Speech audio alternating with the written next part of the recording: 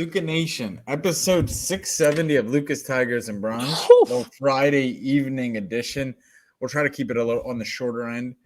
It's kind of a slow news day until right around 4 p.m. when I don't know if you guys are UFC fans, but there was Charles Oliveira, the Du Bronx is what Du Bronx missed by 0.5 pounds, so he had to vacate the title. They're still going to fight for the belt, but he's not going to have the belt anymore. So there's that. Embiid with the mask, he's back playing for the Sixers in what might be the worst first half of basketball I've ever seen, 41-32. So we'll talk about that. Formula One, the masked man. He's a monster. He's so good. The Oliveira thing, I got to look it up where they're fighting because Oliveira, first of all, a great fighter. It's Oliveira. Charles Oliveira. I know there's an EI, but it's Oliveira. Du Bronx. Great fighter. You know, obviously didn't beat Khabib, but beat basically everybody else. You know, would have cemented him as probably a number 2 to Khabib had he beat Justin Gaethje. What's weird about it is the rules are different because there's different fight commissions, different states. And I think there is a 1 pound weight allowance, but it doesn't count for title fights. Like, I think you can weigh in 1 pound over, but not title fights. I think. I have to research this. I know there's a rule with, there's 1 pound give. And he came in a half a pound over. And I was reading about this on the train ride home from work today, that he not only came in a half pound over, but there are scales backstage so that you know that you're weighing in before the official weigh-in. Obviously, there's only one scale that's official in the whole 9 yards, right? But that he weighed in, and he weighed in a half pound over, and they give you time, an hour, 2 hours, I forget what it is, to lose the weight. Sort of like me, a fat kid, playing Little League football, go run around the field wearing a garbage bag and sweat out the weight. That was the deal, right? So you would, from the story being told, he dropped that half pound on the scale backstage and weighed in at 155 and then came out and weighed in 155 and a half again. And you're like, what do you mean? Like, he was on the scale backstage, but the scale backstage doesn't count. Also, it's funny. There's a lot of give with these things. There's you can see that people are, the scales, there's messing with it. Some people you can see with the towel, they put some weight on the towel. Daniel Cormier put some weight on the towel. This guy, the scale's kind of still bouncing a little bit. It's definitely, I got to tell you, it's one of those things where I know it's part of the sport, and anybody who wrestled in high school, wrestled in college, who's listening to this knows about weight cuts, just part of the game. But I mean, Gaethje, this is a 155 weight class. Gaethje, at the weigh-in, at Du Bronx's second weigh-in, hour or two later, was already weighing 165 pounds. How crazy is that? He already rehydrated himself because basically these guys they're taking water out. And guys, take a look. You could probably find it on YouTube. Jose Aldo Jr. Right? So it's spelled Jose. So type Jose, but it's Jose Aldo. Type in Jose Aldo wheelchair. He had such a bad weight cut for a fight once that they had to bring him to the weigh-in in a wheelchair. He couldn't walk. He had, cut so much weight, dehydrated himself so much he got on the scale, made weight, and then immediately you see these guys. That's how Paul Pierce played a finals game once. They're drinking Pediasure, Pedialyte. They're drinking all, getting the electrolytes back in. Dustin Poirier is famous for saying that he doesn't like the brand name one. He likes the one from Walmart, the Walmart, Pediasure knockoff. But I mean, by the way, that's a little bit of a life hack right there. How Neosporin is $10.99, but the CVS brand is $6.99, but it's comparable to Neosporin 1,000%. When you come from the mud, man, you're not paying extra for the brand name when it's the exact same thing. He definitely did. Check out Fightville, guys, if you haven't seen that yet. We're talking about UFC stuff. Talk about fights. All right, buddy. That's a good one. Who got that? Mommy? Nice job. Wordle. Oh, we cheated. Don't cheat on Wordle. I watched the Tiger documentary. So if you guys haven't seen it, it's on HBO. Tiger King? It was awesome, man. Joe Exotic, he's the man. No, Tiger Woods? You're not in the mood for me today. You just want to watch basketball. You get the Kobe jersey on. It's okay. You're in mood. You're in go get him. Go get him. You got the Mamba mentality for this episode. You have no patience for me. I wouldn't say all that. I'll have a seat. I was doing this episode standing up, so I'll have a seat. And No, it's all right. You could have a seat. You could stand. You could do yoga. I would do yoga too if you want, but I told you it just makes me. How's your weight loss going? It's good, man. It's good. I started at 294. I gotta weigh in. I gotta put in the Fit Club my progress. I started 294 like 2 weeks ago, and I'm down to 283. By not eating 11 carbs, pounds. Right? Yeah, tonight for dinner I had some grilled vegetables, which is carbs, but green, like zucchini grilled. And I made 2 porterhouse steaks. One I cut them up and I give some to Ian. I eat some for myself. And yeah, just like a lot of meat, some veggies, but so where do you go wrong? Like that's delicious. You could have that for the rest of your life. Like that's a delicious. Well, you don't want to eat too much red meat. Like I don't want. I eat red meat now a couple times a week. You could substitute chicken or fish. Yeah, so I do chicken. I do a little tuna. From a can, not fresh, because I'm not that adventurous. See what else I had. Like I had a burger this week with no bun. The burger with cheese, no bun. I look like that weirdo. The buns are overrated. Unless it's like a really nice bun, buns are overrated. I had McDonald's during this diet, just no bun. Wait, you do have McDonald's during this diet? Yeah, I have the double cheeseburgers, and they will serve it to you like on a tray. 2 of them on a tray, double cheeseburger, cheese, and I eat it just like that. A little ketchup, not that much. It's just that you love McDonald's, like I love McDonald's, and I love that this diet. I can lose weight. Well, no, it's quick, it's easy. It's a couple bucks. It's like I'm coming home from work. Everybody's working. The kids want chicken nuggets once a week, and I'm like, all right, do I have to now make a salad for myself that's a cut up like veggies? Nah. I'm getting them nuggets and some fries and a toy from Sonic the movie. It's the ease. It's the ease. You're a busy man. Convenience. You're a 6-figure guy. Wife also very successful. You're both working. It's a convenience thing. Yeah. It's funny. So I drove. It's all convenience. I didn't drive cross country. I drove south. Mm-hmm. But you know how they say the opposite of cross country. Food business? Yeah. It's in a food business. It's in real estate. Well, every single rest station has one. Yep. Stop station, whatever. Like, it's McDonald's. It's McDonald's, yep. Wendy's, Popeyes, KFC, a little bit of Taco Bell. And I'm like, no wonder we're the fattest country in the world. It's gonna be China soon. They love KFC there. Watch. But everywhere along the highway, if you need a stop, I mean, now they have Wawas, which is nice. You get like a salad or fruit But dude, what are you supposed to do? Who gets a salad and fruit at Wawa? You can, but it's like, do you also buy your aftershave there? Like you can, but it's not. Jokes on you. I haven't been shaving. What do you guys think of this? I think I like it a lot. Yeah, man. Pretty soon you look like Abraham Lincoln. It's gonna be awesome. I like it. Beard. It's good, man. Yeah. Anyway, so I was watching Tiger. Anyway. The Tiger doc on HBO. Go back to this. Incredible documentary. If you guys haven't seen it, please watch it. It'll take 3 hours, so make sure to budget it. Like start it at like. Is there multiple episodes? 2 episodes. 2 hour and a half. Make sure to start it at like 7 p.m. so you're not starting at 10 and then you're watching it until 1 a.m. But you know what my conclusion was, or what my one takeaway was, when he won on a broken knee, basically, and that was insane. But when he won his first Masters in 97 to 2007, it kind of reminded me of what I'm seeing right now with F1. The crowds that were gathering then, the attention that he brought to that sport, a single player sport, unlike any other. I mean, before Tiger, there weren't the crowds, pouring into Augusta, pouring into these different tournaments coming to watch him. That's what I'm seeing with F1. That's what I'm seeing with F1, with these young, new drivers. Lewis Hamilton still attracting a crowd.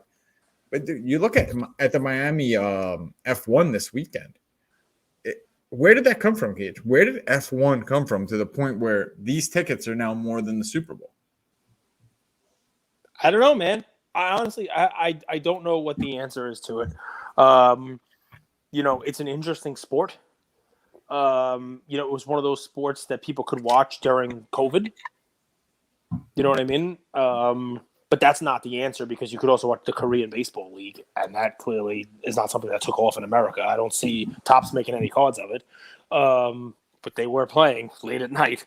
I want to say we are more in tune to it because of the cards, and maybe that's part of it. Like maybe it's always been big, maybe it's getting bigger, but we're just now, noting it more because it's, being hyped up by card people.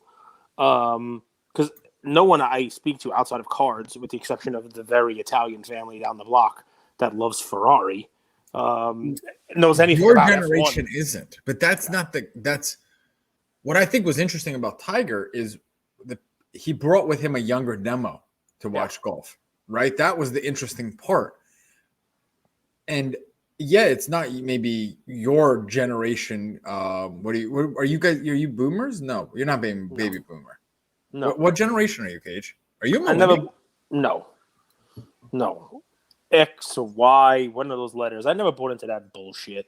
Well, my point of it is you can look it up. Well, the millennials and not the Gen Z, the 20 to 35-year-olds. My demo, the people that I follow on Instagram, that like a girl from Chicago I went on vacation with as a family friend, like when we were 15. She's an F1. Yeah, so I think really what the appeal of it is to this generation is. It's tough to compare it to Tiger in the 90s and early 2000s, right? I mean, that was when I was young. That was when I was, that age. And yeah, we loved golf because Tiger was must-see TV. The difference is F1, what I think it really is, popular with?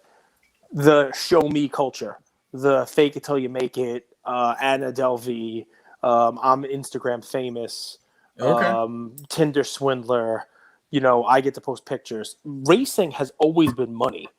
People know about Monte Carlo. People know about Le Mans. Yes. People know about in European races. It's always been huge money. F1, I've known about F1. I mean, people have talked about F1. If you watch Ricky Bobby, right? Jean Girard comes over from F1. I mean, he's an F1 driver. You know what I mean? It's always been there.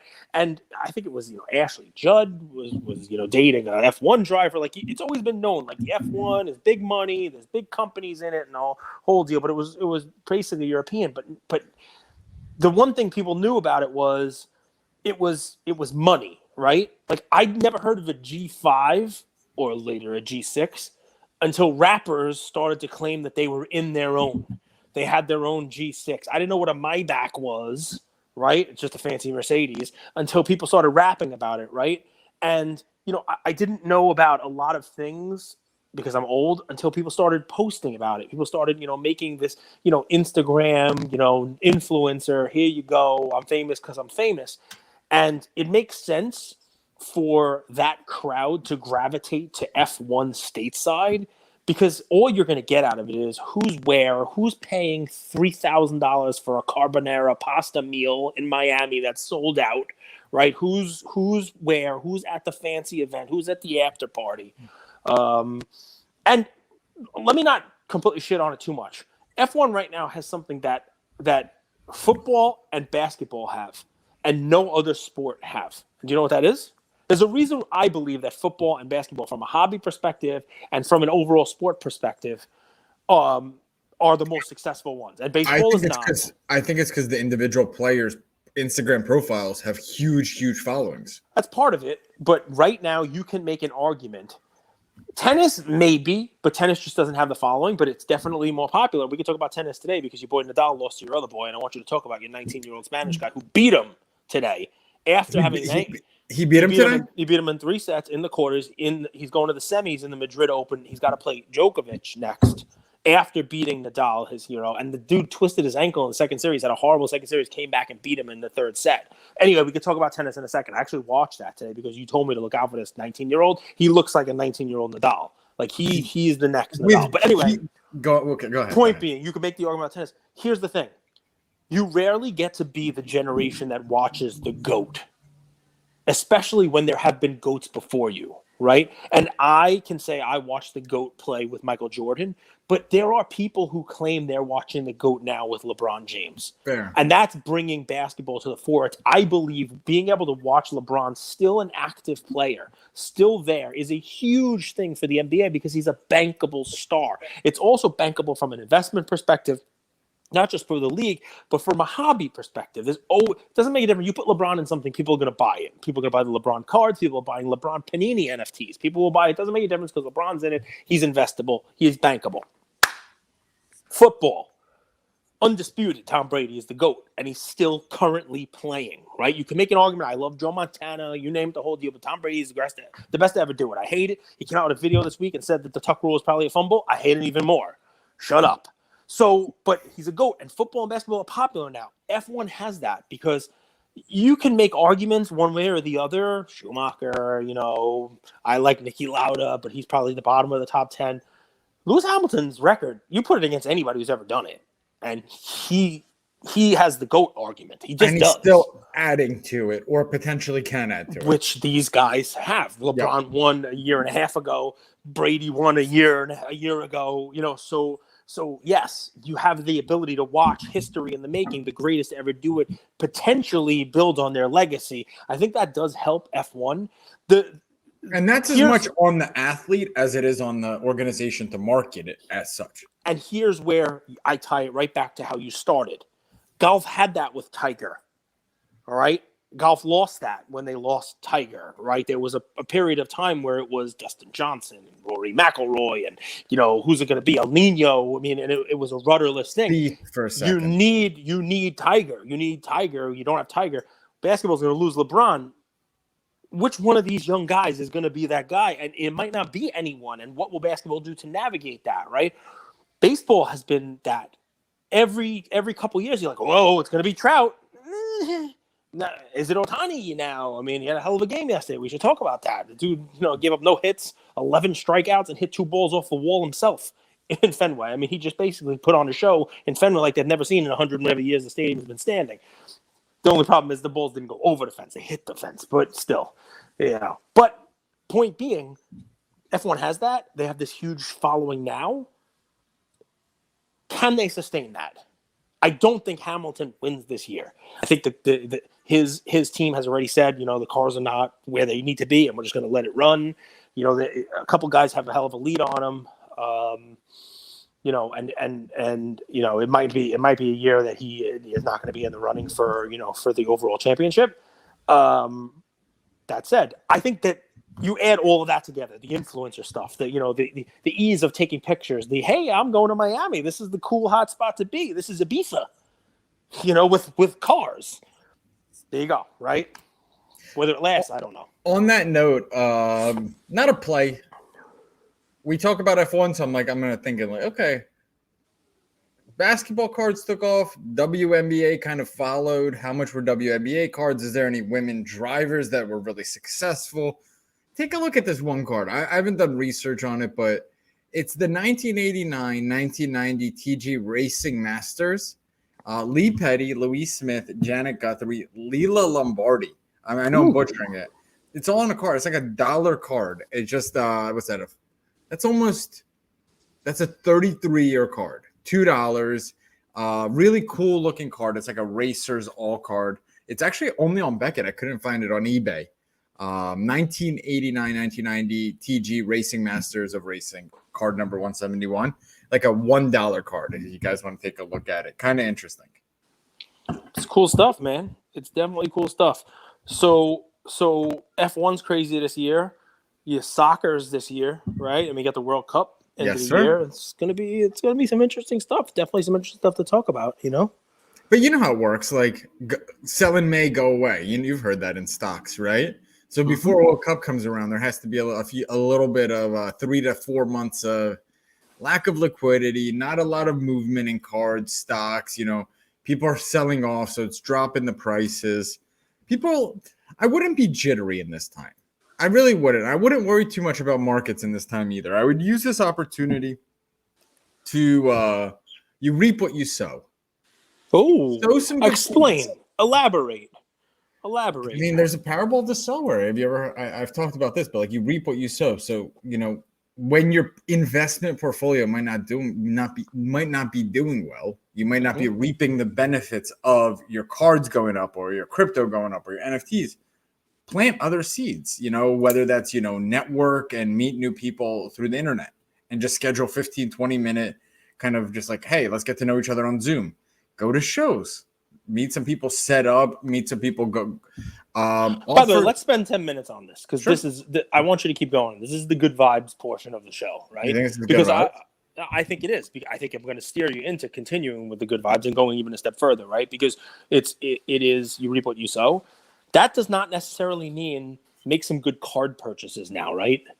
Right, and you would even say maybe steer clear of that for a minute, unless you find something you really love and the hobby stuff, because the pricing right now is a little bit nuts. But what kind of seeds can you plant in the hobby now that doesn't require you to go buy a cards that might pay off for you down the road when things stabilize? Well, first off, I mean, why I say this is if you go to people's stories, whether that's on Twitter and you see crypto NFT culture, or you go to Instagram and see card culture, you see like card prices are falling, Bitcoin is falling, Fed is raising rates, the sky is stocks are falling. I mean, the sky doesn't feel like it's falling for me because I haven't been, heavily invested. I've been heavily invested into myself, into meeting people. You guys out there know, like, I do like 2 or 3 Zoom calls a week with like, Matt is out there. He's listening. He's a recent college grad, looking kind of what does his career bring him. He's a card guy, but he has a career. He has a life. So we chat. The point is, you only feel like the sky is falling when you have one stream of income, and that's cards. Okay. But have another stream of income, which is yourself. Invest into yourself, invest into your future. In other ways, there's so many awesome startups in the space, right? Mm-hmm. And reach out to them. I mean, I had an amazing opportunity with Garrett, someone from our audience. He said, hey, I could build something for you to streamline your SGC submissions to make it way easier for you. I've done it before. It'll take me 1 or 2 hours. He reached out. We talked about it for a half hour. We talked about it for 2 more hours about just kind of getting to know each other. It was a connection. And he built this tool for us that helps us streamline SGC submissions. By the way, keep sending us those. Best community in the world. Best community in the world. So I hope you guys, whether you're in the hobby for a day, you've been in the hobby for months, or you've been with us since day one, or you've outlasted Cage and I, and you've been collecting for 50, 60 years. You know how this stuff works. And I urge you, don't leave the hobby. Reach out to people in the hobby. Get to know the community. Use this time for, I don't know any other way to put it. Just invest in yourself and invest in the community. And I think you'll reap what you sow from that. Listen, I hate piggyback on it, but let me go one step further with it, right? We get messages all the time. I've gotten a lot recently because of the fluctuation in prices and just, the lack of interest and you name it. About, what should I do? Where should I go? I'm going to give a bunch of advice right now. I'll tell you some of the things I've said to some of these folks, right?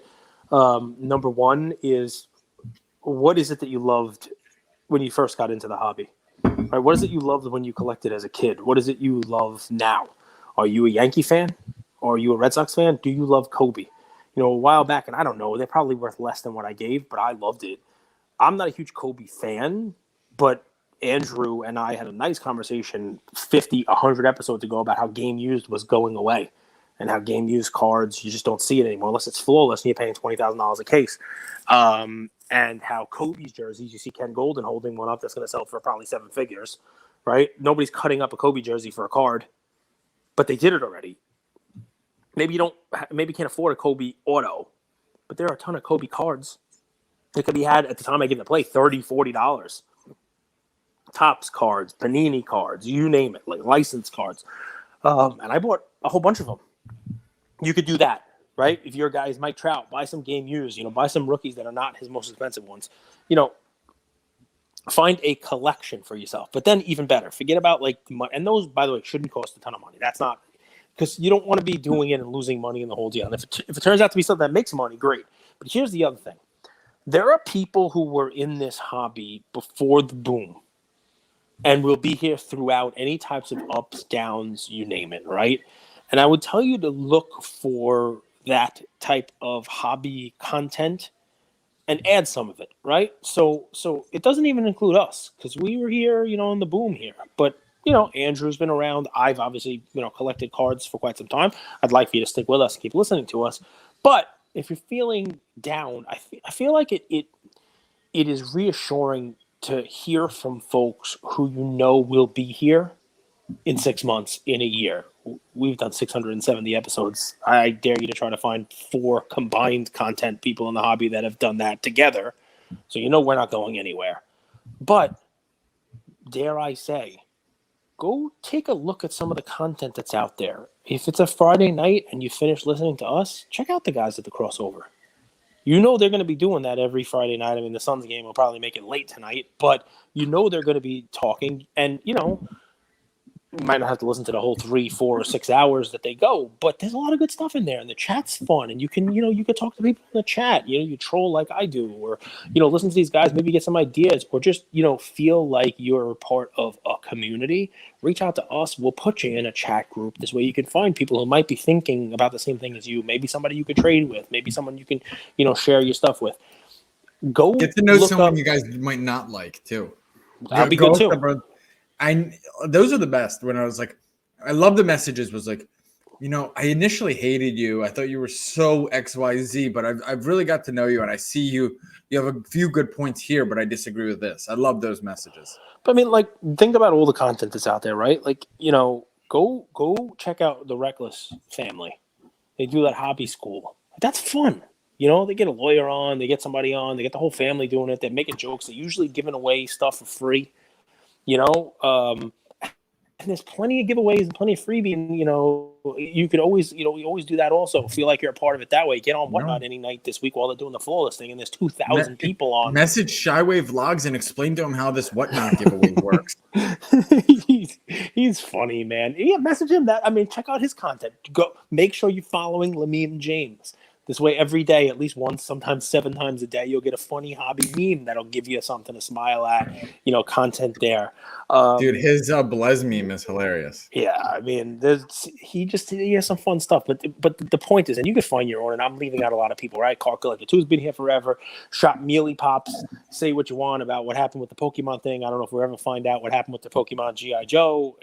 I think he took care of his end of it, I believe. But he was doing a Mealy Pop madness on Saturday, well before anything went nuts. Me and Ian used to tune in all the time and buy cards, and get anxiety. And get anxiety. You got anxiety. You're like, there's stuff to follow. There's so much. That's why it's the madness. It's just one example, right? So that's my take on it, right? When stuff like this, because look, we had a group like that, right? Our OG card group, right? Where Slab Stocks was in it, right? And Lou, and Tyler and the whole Card Talk pod, another great piece of content out there, right? And I remember when people came in that group when COVID was about to happen, and it was Chicken Little, the sky is falling. I think I even did an episode that was the title, like Chicken Little, the sky is falling, Chicken Little, right? It happens, right? And it pays for folks who might not have been through something like that once to realize that it has happened before. It probably will happen again. It doesn't mean that the arrows will continue to go down. It doesn't mean that the hobby is going to stay in the position that it's in. Usually there's something that kickstarts it, or turns the thing around. You just got to find something that is fun for you until we get there. That's all. I love it. We've done a lot of different content, folks out there. I don't know if there are many other podcast that'll spend 5 or 10 minutes talking about other hobby content out there, but this is what Andrew wants me to do, guys. Says like I gotta be nicer to people, so I'm doing my best, but it's a good time for it. There's a lot of really good content out there, and these people. This is what Baby Cage wants Big Cage to do. The little Baby Jesus with the little tuxedo shirt, Walker and Texas Ranger. Look at you! I threw you off your game. I have one more topic and then we're done. Yeah, go ahead. So, gem rate. You guys know I follow them, I quote them, I talk about them. 2 things that stuck out this week. And I would recommend you guys follow them too because they have a ton of data. So you guys know we had Peter on from SGC. He was talking about, their turnarounds, what they're building, all that stuff. So one thing that really stuck out was F1 if you guys look at top cards graded by company, F1 cards aren't being graded by PSA. And I'm wondering if that's because the PSA price is too high or their turnarounds are too slow. If you look at the top companies that grade F1, both, it's SGC and CSG. And the second thing about CSG that was interesting was if you look at the sets, what I noticed was CSG was grading some of the lower end sets like a Dunras, where SGC was grading the middle tier sets, select. PSA was grading some of the higher end sets. And that data, I don't know what you're going to do with it, but you're an investor. You're looking at this world. You're a collector. Make sure to follow them. They do a lot of good stuff, and I highly recommend kind of looking at the data and making kind of your own conclusions versus kind of following people's story and taking someone else's narrative about what's happening in the markets. Don't try to make the announcement that we are not for sale. For some reason, we've got a lot of inquiries in the last week about people wanting to buy Luka, Tiger, LeBron. This was the year of consolidation, I guess. But no, as we are currently situated, even though there's been a lot of money thrown, we are not currently for sale. So if you hear any rumors about Luka, Tiger, LeBron being purchased, you could hear it straight from us first. It is not happening. We are not going in-house anywhere. I would only sell to a smart investor. So by being smart, it means they're just going to give us money to let us keep doing exactly what we're doing and not change anything. Well, that they would have strategic. They might have distribution. Nah, whatever it is. I need to be able to say what I need to say, and you need to be able to say what you need to say. And if you want to show up with very red eyes one day, you could show up with very red eyes one day, and no one's going to say anything. Well, what I mean by that is a network that has gamblers, right? Yep. A big gambling audience. Those audiences combine really well, right? DraftKings hit a multi-year low today, by the way. On their stock. Their stock. I read through their earnings report, and they spent something like $450 million to lose 450. They spend 450 to make 450. They basically spent $1 for every dollar of revenue they bring in. Maybe not even as much. It's been like this since 2009, 2008, since Too Big to Fail. Basically, that movie came out. That markets need to correct. They need to let the air out. I bet if I said this number, you guys would freak out. But if Bitcoin hit 50, and I use Bitcoin, I do think Bitcoin is a bellwether asset. Whether you believe in crypto or not, it does tell you, Bitcoin and Ethereum, it does tell you kind of what the retail investors' confidence in the market is. Is that fair to say? I agree. I think it is. And if I said that would go to 15,000, 18,000, people would think that that's insane, right? Mm-hmm. But Cage and I, we talked about it, and the Michael Jordan Fleer card was, let's not say it was 740, which is also the bellwether of the card hobby. Say it was 5. So it's 5. Yeah. Now it's 200,000, 225, 250, depending on the. Mm-hmm. But the point is, it's about half of its high, just like Bitcoin. Half of its high, and that's healthy. That's okay, because before that card was 40,000.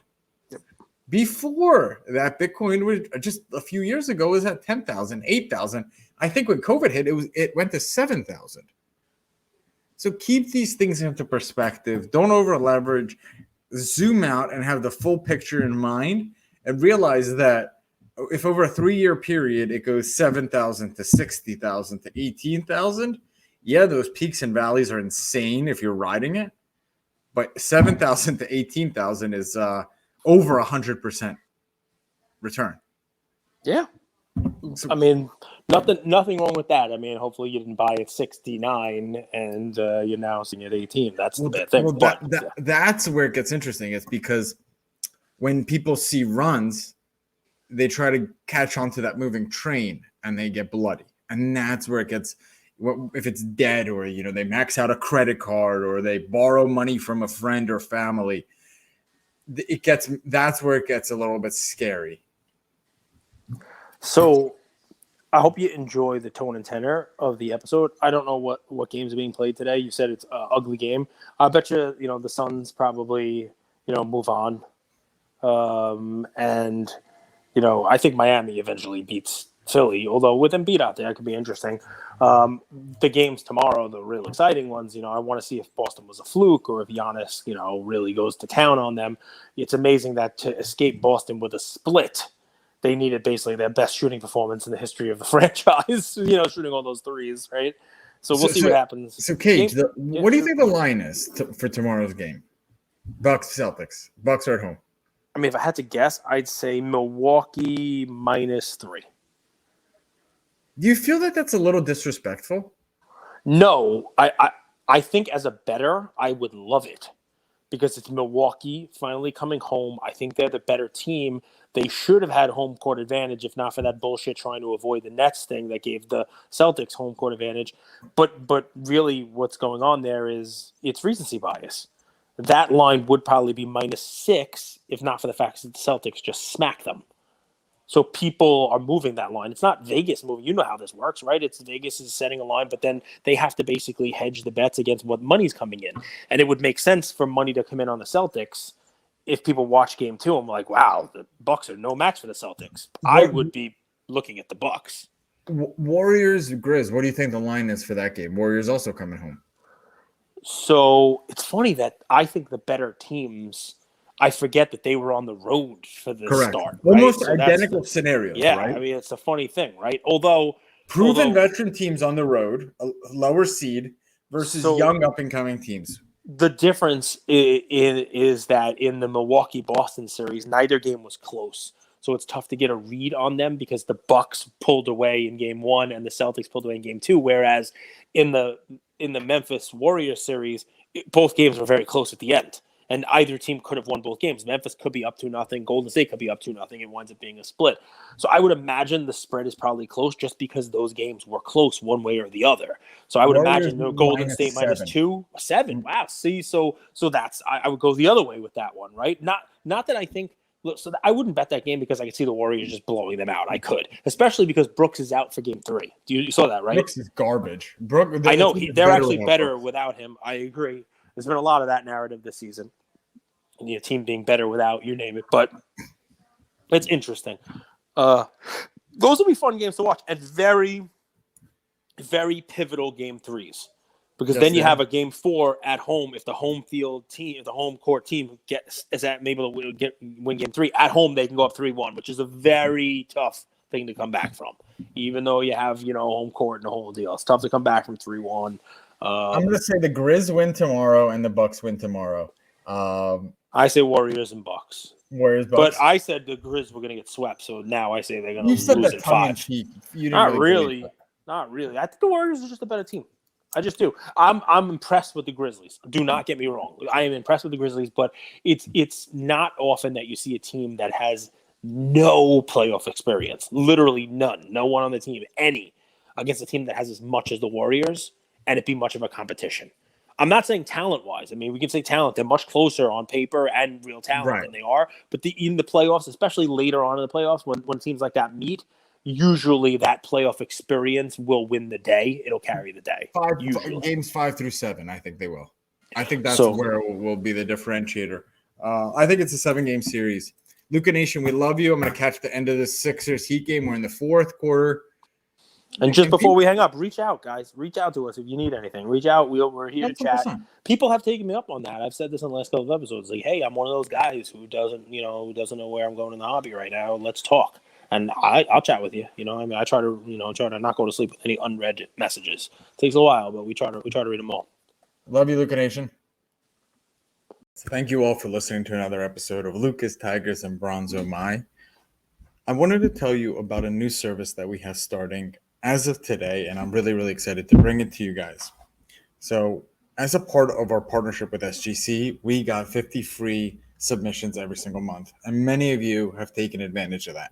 And it's amazing that we could have the opportunity to 650 episodes, 675 episodes in, to go ahead and give back to our community. As people were sending those cards in, they asked, can we send 5, 10, 20 more cards to you guys? We'll pay for it, but we wanted them graded with SGC. You guys know SGC is turning cards around in 13 to 14 business days, have incredible customer service, and their Secondary market values are going up day after day after day, and that's exciting for the hobby and exciting for the grading landscape. So we didn't want to just rush into it. We wanted to do it right. And what we did was I relocated here to Boca Raton, Florida. I opened up a P.O. box maybe 5 minutes away from SGC, and I will be hand delivering and hand picking up the cards. So you don't have to worry about anyone else touching your cards. It will be me, and I will update you every step of the way. So here's how it's going to work. I'm going to personally pick up the cards from a P.O. box, prep them, new card saver, new penny sleeve, and deliver them to SGC every single Tuesday. Why Tuesday? Well, it lets the stragglers over the weekend come back through on Monday and gives me a day to prep, and it basically gives SGC the entire week to work on grading those cards. Once your cards pop, only then at the end of the process will you be paying for the service. It's $25 per card, simple as that, and the turnaround times have never been faster. We're hearing right now 13, 14, less than 20 business days. So there it is, 9170 Glades Road, number 135 is the P.O. Box in Boca Raton, Florida, 33434. 9170 Glades Road, number 135, Boca Raton, Florida, 33434. Of course, you could shoot me an email or shoot me a text anytime, and I'm always available. Many of you already have my email. It's iamandrewgoldberg@gmail.com, or my cell phone number, 215-519-9154. Reach out with any questions. I could walk you through the process. I've hopped on the call with quite a few of you, and I'm happy to do that. Love you, Luca Nation.